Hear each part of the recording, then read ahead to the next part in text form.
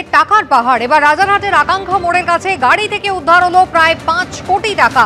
সেই সঙ্গে গ্রেফতার করা হয়েছে গাড়ির চালক সহ 2 ব্যক্তিকে। গতকাল নারায়ণপুর ইকো পার্কের সংযোগস্থলে আকাঙ্ক্ষা মোড়ের কাছে আটক করা হয় গাড়িটি। বীরভূম থেকে গাড়িটি আসছিল বলে অনুমান তদন্তকারীদের।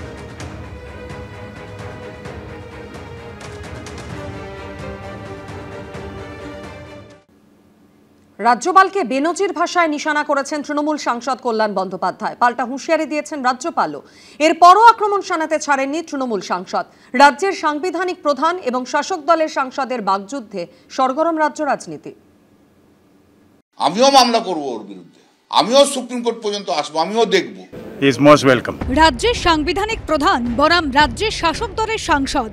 রাজ্যপাল সিভি আনন্দ বোস বনাম তৃণমূল সাংসদ কল্যাণ বন্দ্যোপাধ্যায়ের সংঘাত তুঙ্গে। রাজভবনে বসে ক্রিমিনালদের রাখছেন আর সবাইকে একটা করে বন্দুক দিচ্ছেন আর বোমা দিচ্ছেন, মেরে এসো। কল্যাণ বন্দ্যোপাধ্যায়ের এই মন্তব্য ঘিরে রাজ্য রাজনীতিতে তোলপাড় পড়ে গিয়েছে। পাল্টা জবাব দিতেই সোমবার ভোর থেকে রাজভবনের দরজা খুলে দিয়েছেন রাজ্যপাল। These are all very serious allegations made by an honorable member of parliament. So I thought it's better that I throw Rajbhavan open for public scrutiny. Media can come, citizens can come and see for themselves whether there is any arms and ammunition stored here and also whether any criminals are harbored here. কিন্তু অবস্থানে অনড় কল্যাণ বন্দ্যোপাধ্যায়। উল্টে আক্রমণের ঝাঁজ আরো বাড়িয়েছেন তিনি। এটা দেখার জন্য ওনাকে রাজভবন খুলতে হবে কেন? আর আমি তো বলিনি যে ও তো বিজেপির লোকেদের তো দেয়। তো যখন বিজেপির লোকেরা আসে তখন ও নিয়ে আসে, জোগাড় করে, তখন সে দেয় বিজেপির ক্রিমিনালদের। আর কলকাতা পুলিশের ক্ষমতা আছে, গভর্নর যে লোক আছে তাদেরকে সার্চ করবে। সংবিধান বিরোধী লোক। রাজ্যপালের উচিত দেশের আইন অনুযায়ী কল্যাণের বিরুদ্ধে ব্যবস্থা নেওয়া। ওম বিড়লা সাহেব, স্পিকার সাহেব, তারও উচিত। সব হচ্ছেটা কি?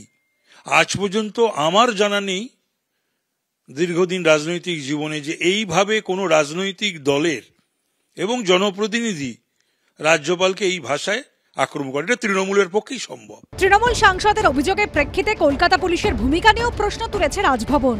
শনিবারই বিবৃতিতে বলা হয়, এখনই তদন্ত করা দরকার কিভাবে তারা রাজভবনের মধ্যে অস্ত্র এবং গোলা বারুদ ঢোকানোর অনুমতি দিল।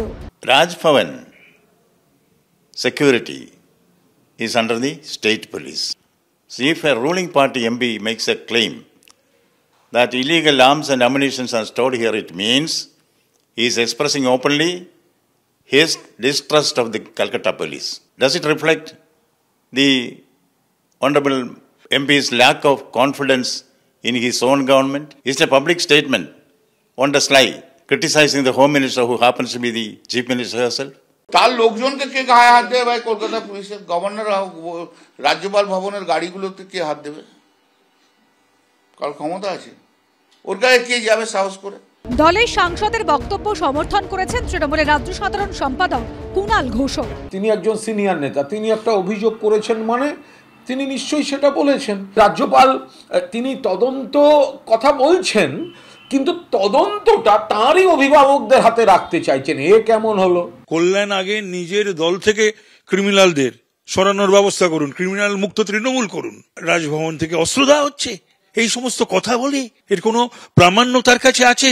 যদিও কলকাতার পুলিশ কমিশনারের দাবি এরকম কোনো তথ্য তাদের কাছে নেই। রাজভবনে কি কোনো আর্মস, অ্যামুনিশন বা কোনো বিস্ফোরক এগুলো কি কোনোভাবে রাজভবনের ভেতরে যায়? একজন সাংসদ অভিযোগ তুলছেন, এরকম কি আদৌ হয়?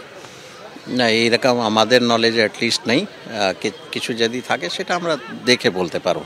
সব মিলিয়ে কল্যাণ বন্দ্যোপাধ্যায়ের বিস্ফোরক অভিযোগ ঘিরে সরগরম রাজ্য রাজনীতি। অরিত্রিক ভট্টাচার্য, অনির্বাণ বিশ্বাস ও অর্ণব মুখোপাধ্যায়ের রিপোর্ট, এবিপি আনন্দ। অন্যদিকে বিহারে মহাজোটের মহাপরাজয় স্বাভাবিকভাবেই অস্বস্তিতে পড়েছে বিরোধী শিবির। এই প্রেক্ষাপটে নীতিশ কুমারের ভূয়সী প্রশংসা করে তৃণমূলের বিড়ম্বনা বাড়ালেন দলেরই আসানসোলের সাংসদ শত্রুঘ্ন সিনহা। এই নিয়ে কটাক্ষ ছুড়ে দিয়েছেন শুভেন্দু অধিকারী। এই বিষয়ে এবিপি আনন্দের তরফে যোগাযোগ করা হলে শত্রুঘ্ন সিনহার কোনো প্রতিক্রিয়া মেলেনি। তবে সূত্রের খবর, ঘনিষ্ঠ মহলে তিনি জানিয়েছেন এই বার্তা বিহারী বাবুর বিহারের প্রতি অভিনন্দন।